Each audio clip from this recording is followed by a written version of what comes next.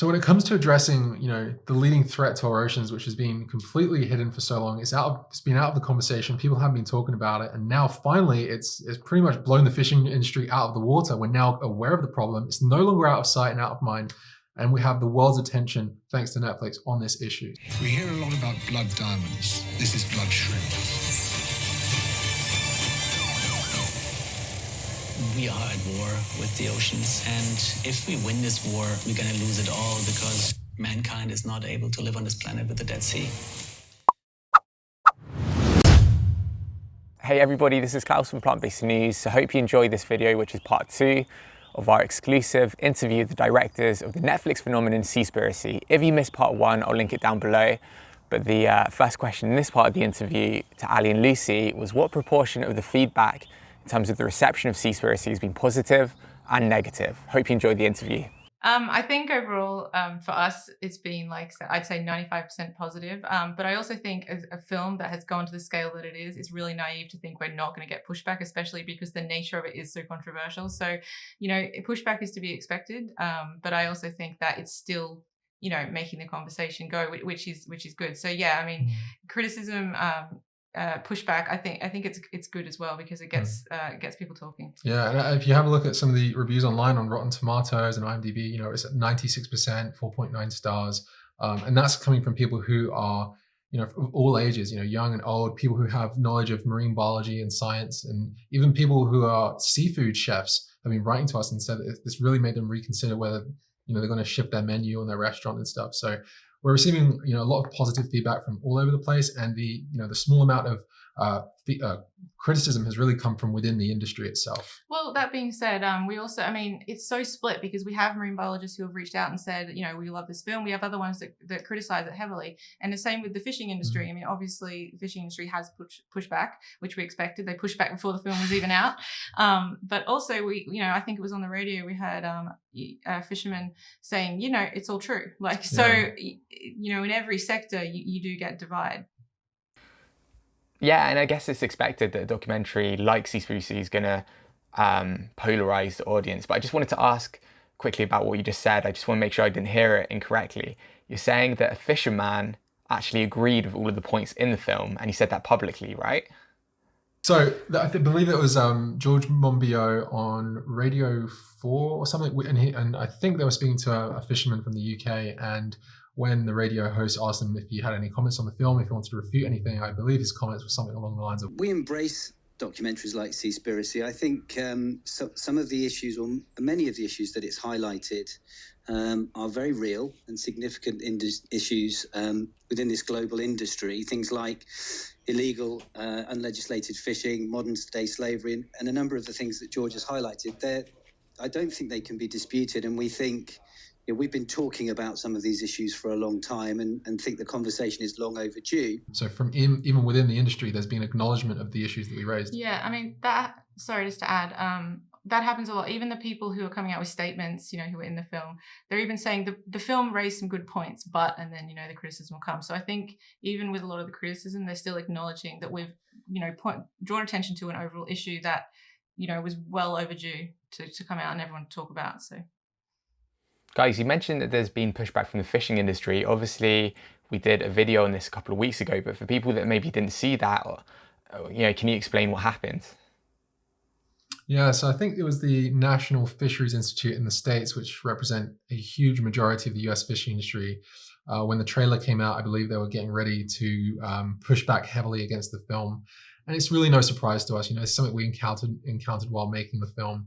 The industry don't like it when you start shining a bright light in their direction, and that's one of the main things that happened, and really just showed their motives of criticizing the film before it even come out, and that I think showed their bias heavily. So yeah, we were expecting it all the way through. It's interesting when you think about it like that. Obviously it goes without saying that the film has had an absolutely amazing reception and response, with the majority of the feedback exceptionally positive. But what was the strangest criticism? It's got to be. Why don't we call the film Conspiracy? I think that's been the funniest one. It's been right? the most common by far. Yeah, and we actually really love it. Obviously, the film follows the same sort of story structure in a sense as Cowspiracy, obviously co-directed by Kip Anderson and Keegan Kuhn, and Kip Anderson is the executive producer on this film. And so, with a lot of editorial input from him, it only made sense to call it Seaspiracy. And also, I think conspiracy was on the table a long time ago, and I think we all just didn't really like it because we'd have to forever be spelling conspiracy with a C, S-E-A, and it was just going to be a confusing word jumble whenever word of mouth was going to, grip the film and carry it. So, it's a lot of free marketing as well, because this conspiracy meme has gone viral. I've seen it on a page with like 22 million, and it's so much free marketing. I mean, people we try this again next time. It's given comedians a reason to talk about the film and share it with their audience, and we absolutely love it, and we have no regrets. We love the film Seaspiracy title. But give us a sense of like the kind of criticisms people leveled at the film. Lucy, we spoke off camera about some of the things. If you could just kind of summarize. The thing that I keep hearing over and over again is, it's the whole film is filled with inaccuracies. They've cherry-picked studies. They're just pulling out studies to, serve their agenda. And not a lot of these people are sort of giving examples. Maybe there's like one or two examples, but for the most part, it seems like quite a broad statement without much content in it. I guess when something's vague, it's actually hard to refute. So it's quite a strategic response, right?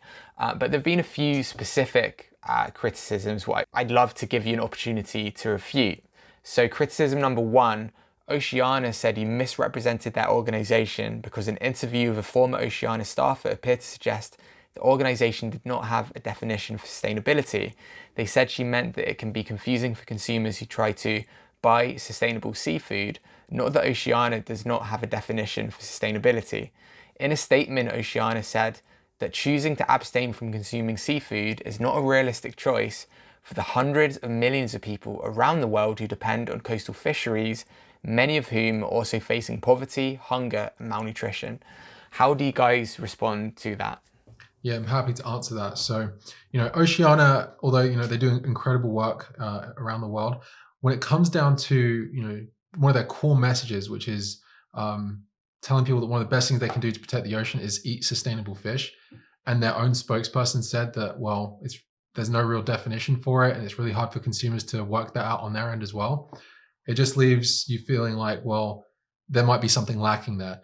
And so when it comes to a global, one of the things they're saying is that it's not realistic for a global population or to adopt a plant-based diet because there are people that depend on it. I think it's missing the point. There are plenty of people, hundreds of millions, if not billions of people that can make the transition towards a more plant-based diet. And the people that rely on those fish, the best thing that we can do to ensure that they can survive and there's enough fish for those people to eat is for us people who have the privilege, if we have the privilege to make a choice of what we eat, to avoid eating it. And also the people that do rely on those fish, the best thing we can do is privileged.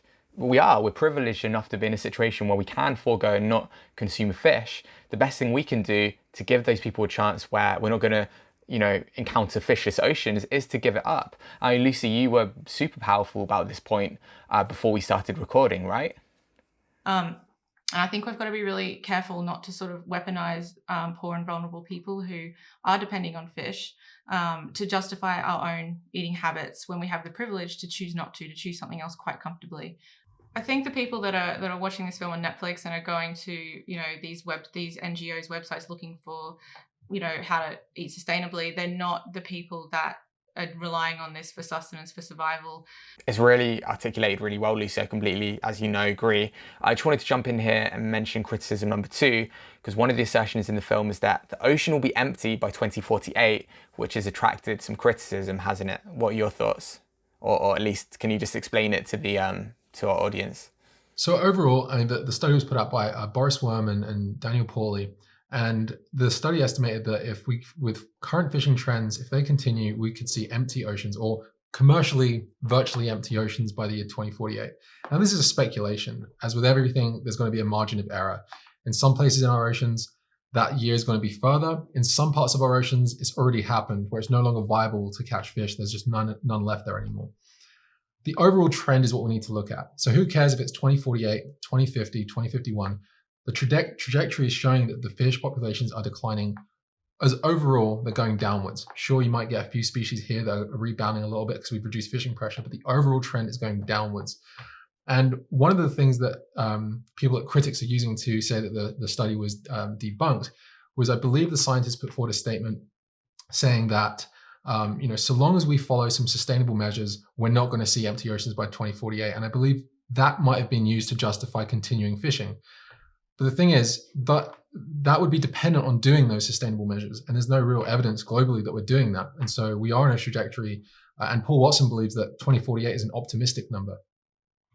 Well, I want to bring in Professor Callum Roberts here, who disagreed with the critics of the film.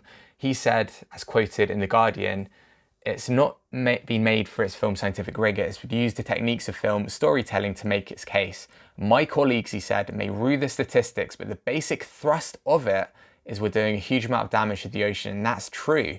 At some point you run out, whether it's 2048 or 2079, the question is the trajectory in the wrong direction or is it in the right direction? What are your thoughts, Lucy? It's really hard to make these projections into the future, especially when it comes to the ocean. It's such a broad topic. But ultimately, the overall trend is going down. So whether it's 2048, whether it's 2070, whether it's it's looking at the overall picture and not getting caught up on like one statistic. But there is it doesn't detract from the message of the film in any way. We could take that fact out of the film, and it'd still have the same. And not to mention, there's huge amounts of credibility to that statement anyway. And actually, some say that it's actually an optimistic projection. In some parts of the ocean, those fish populations are long gone, and it's no longer commercially viable to fish there. There's just no wildlife left. So some places it might die sooner, some might die later. But that doesn't detract from the message of the film that we need to change the trajectory that we're on. So after the conversation with Ali and Lucy, I realised something quite interesting after looking into the 2048 statistic. There's been a history of one particular person who's been trying to retract this. His name is Ray Hilborn. I've just realised that according to a Greenpeace report, he's been paid off by the fishing industry to put out this murky message. Arguably, the worst thing about it is he hasn't even disclosed that he's received these payments. So of course there's a conflict of interest because he really wants to skew public opinion. And we have to remember that whenever there is criticism, we need to dig deep and think about who's making that criticism and are they representing an industry. But the next point Ali addresses is whether he's cherry-picked certain facts in the film. When it comes to some disagreements about certain numbers and people claiming that some things were cherry-picked, when you ask them like what it was that's cherry-picked, they kind of go, they got no answer really. But a few things that do come up, obviously the 2048 number, which we've addressed, is the rates of bycatch in our fisheries. So in the film, we say that some estimates show that up to 40% of marine life caught gets thrown right back overboard as bycatch. And that was using, I think, the WWF, FAO, and Oceana's numbers at the time. But since, because we're talking about the ocean, it's hard to quantify this stuff, the numbers get updated and it could be less. But what it doesn't acknowledge is the definition of bycatch can be also tweaked. And what happens is, if you have a large school of fish and you're catching them, you want to keep the big ones and you want to get rid of the small ones. And that looks like you have a high bycatch rate. But once you fish all the big fish out in the ocean and then none left anymore, you then have to start relying on the younger, smaller fish. And what it looks like is your bycatch rate is going down because you no longer can't afford to throw them away. And so what it does, it deceives the public into thinking that a fishery is progressing, when actually what's happening is the population is being decimated to the point that fishermen can't afford to throw away those fish as bycatch. So there's technicalities in some of these statistics that people are saying, well, it's technically not true, but it ignores the overall trends time and time again that these populations are just falling into the ground. It's amazing how much you guys are clearly so clued up after doing this, and it's amazing insights, Ali. I just want to talk about statistics.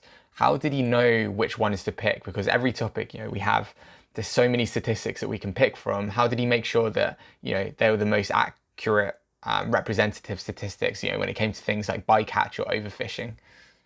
I think in a lot of cases with the facts, we did err on the side of caution and tried to be conservative where possible because we're dealing with such, huge margins and because it's the ocean, there's so much unknown. A lot of these are projections, they're estimates.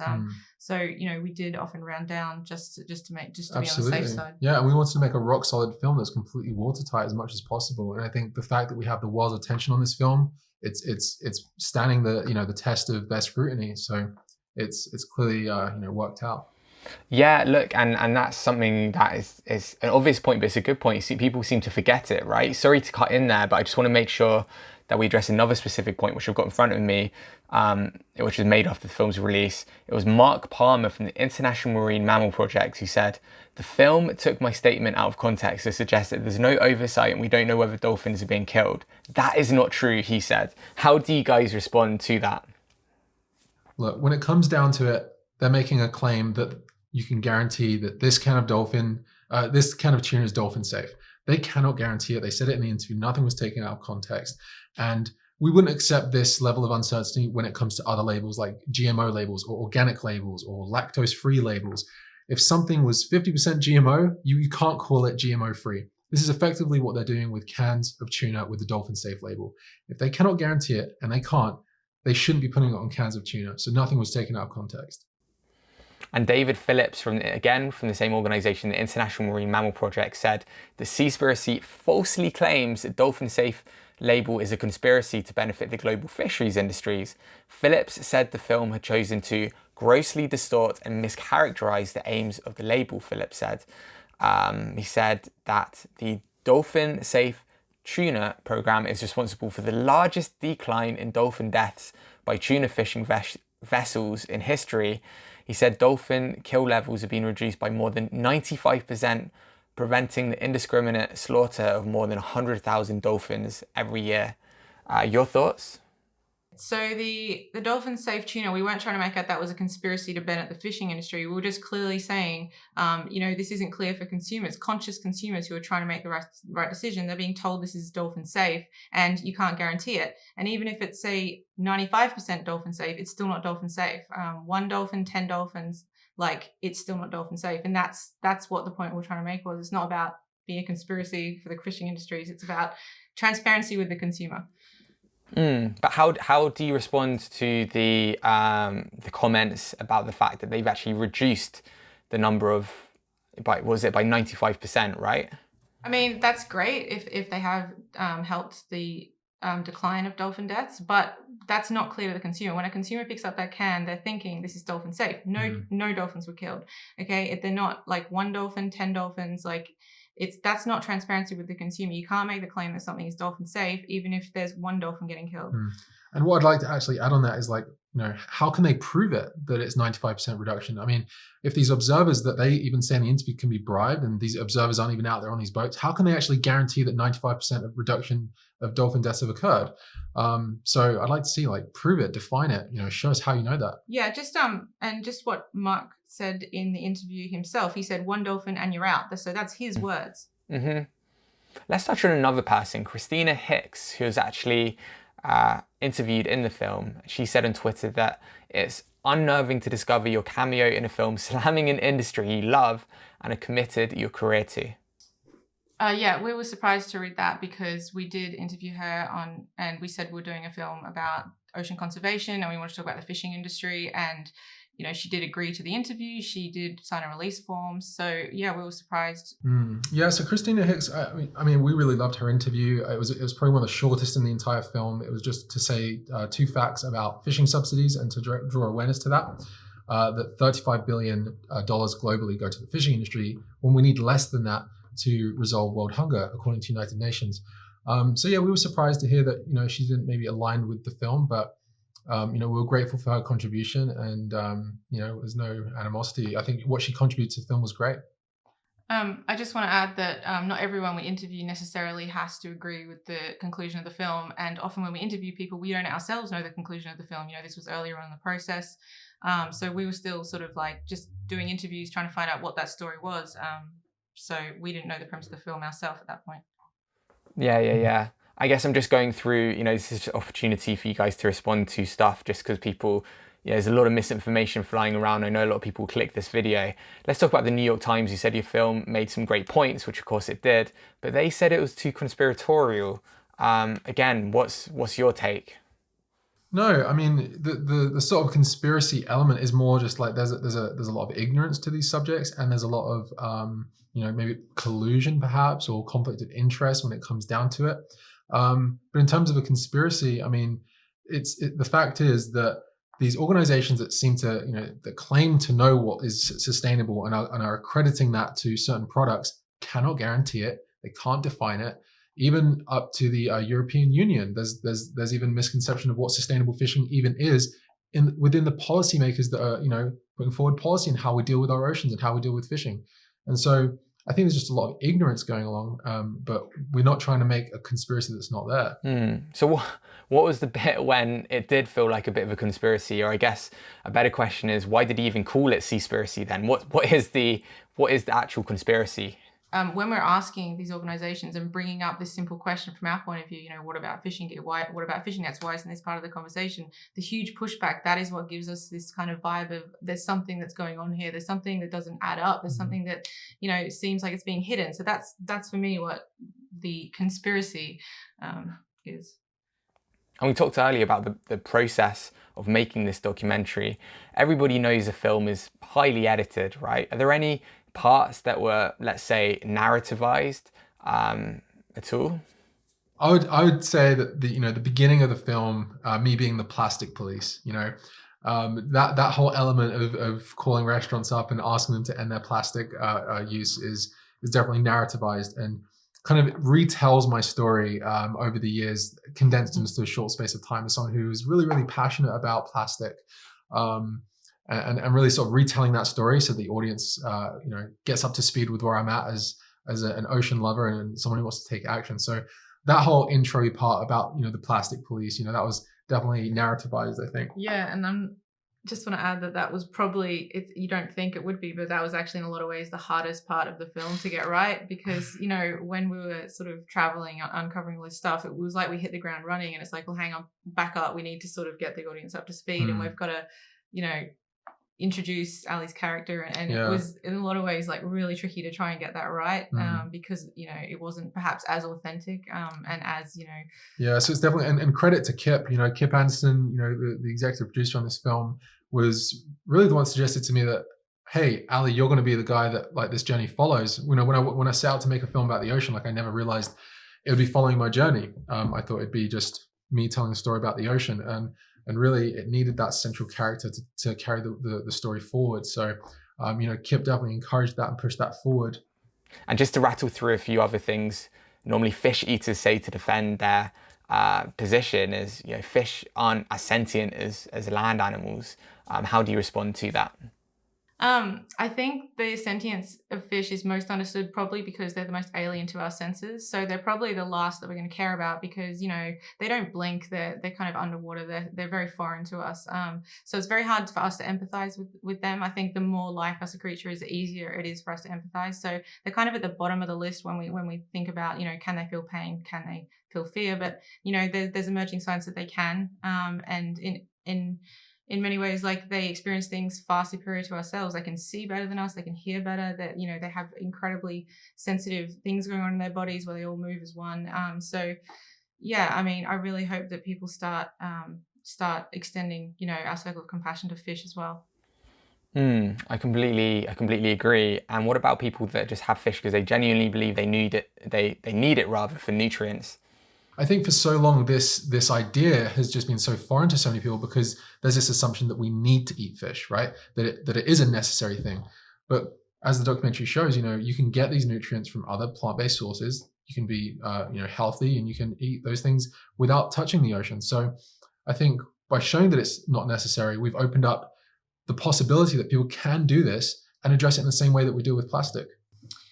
I think we should also mention that, the omega-3, it is coming from the algae, and people are sort of getting it from the fish, but the original source is the algae, and you can get omega-3 from, chia seeds, flax seeds, walnuts. So yeah, and Lucy, like we cover this sort of stuff a lot on our channel. Vegans, the science is kind of undecided, but generally speaking, it's kind of known that vegans can get omega-3s from things like flaxseed. When you have flaxseed, the ALA in the body converts to DHA and EPA, and that's why you need to eat a healthy diet. If you have an unhealthy diet, then it can block the what do you call it, the conversion. But anyway, like I'm going off on a bit of a tangent. The point is, vegans can get omega-3s, and if they feel they can't, there are omega-3 supplements algae supplements. It supports the point you've made. But I just want to ask, like, was this a health film? Did he make this film with a kind of particular vegan or plant-based message in mind? Throughout the film, we're not trying to tell anyone what to do.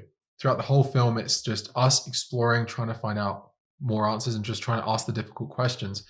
And it's interesting to note that throughout the film, the people that are actually mentioning the moral hypocrisy and also the demand to consume less seafood are not people who are vegan necessarily. The whaler in the Faroe Islands points out the hypocrisy of pointing at those who hunt whales when the rest of the world is eating cows, pigs, chickens, and fish. And he points out the hypocrisy of that and how really the only morally consistent way would be to not kill any animals and just eat plants. So a whaler was the person that actually addressed that in the film. Another person that addressed it in the film was one of the slaves or ex-slaves who said that he'd like to see people stop consuming this slave-caught marine life if possible. And so another one is Callum Roberts, who's in the film. He's not a vegan, and he agrees the best thing we can do is just not eat the fish, reduce the fish consumption if you can. Same with Sylvia Earle. She's a vegetarian, not a vegan, and she says she's the legend of the marine conservation world, and she agrees the best thing we can do for our oceans is to simply stop eating marine life. So time and time again, we're not trying to tell people what to do, and this isn't a vegan thing. This is what is the best thing we can all do every single day to make the best impact on the ocean, and it simply is to reduce and eliminate our consumption of marine animals.